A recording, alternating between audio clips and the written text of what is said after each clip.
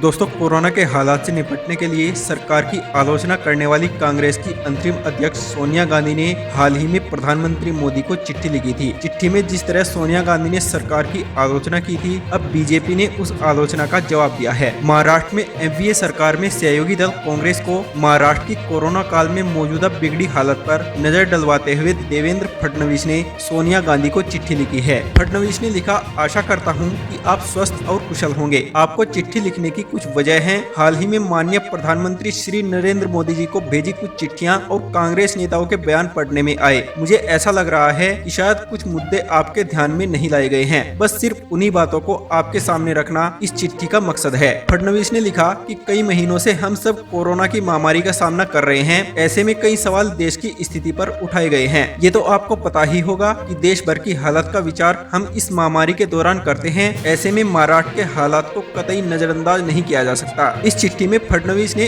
अप्रत्यक्ष रूप से कांग्रेस को अपने गिरेबान में झांकने की नसीहत दी है। उन्होंने लिखा कि जैसा कि आप सभी जानते हैं कि महाराष्ट्र में भारतीय जनता पार्टी की सरकार नहीं है, फिर भी केंद्र की मोदी सरकार पूरी ताकत के साथ महाराष्ट्र की जनता के साथ खड़ी है। देश भर में जो भी राहत और सहायता मुहैया कराई गई, उसमें महाराष्ट्र को सबसे ज्यादा मदद मिली है। महाराष्ट्र को 1.80 करोड़ वैक्सीन दी गई। 8 लाख से अधिक रेमडेसिविर महाराष्ट्र को प्राप्त हुई। फडणवीस ने आगे कहा कि हर संभव प्रयास किया जा रहा है कि मौतों का आंकड़ा छुपाया जाए। मुंबई में होने वाली सालाना मौतें औसतन 88,000 के आसपास हैं, लेकिन 2020 में इसमें 20,719 की वृद्धि हुई है। इनमें से कोरोना के कारण बताई गई मौतें 11,116 थी। मात्र 2020 में 9,603 कोरोना मौतें छिपाई गई हैं। यही क्रम इस वर्ष भी जारी है। उन्होंने कहा कि क्या इतने बड़े पैमाने पर मौतों को छुपाना महाराष्ट्र मॉडल है? आज भी शवों के अंतिम संस्कार के लिए वेटिंग पीरियड है। देश में हर रोज 4,000 मौतें रिकॉर्ड हो रही हैं, तो इसमें 850 केवल महाराष्ट्र से हैं। फडणवीस ने इस चिट्ठी में कहा कि इसका मतलब 22% मौतें केवल महाराष्ट्र में ही रिकॉर्ड हो रही हैं और सरकार मात्र अपनी वाहवाही करने में व्यस्त है।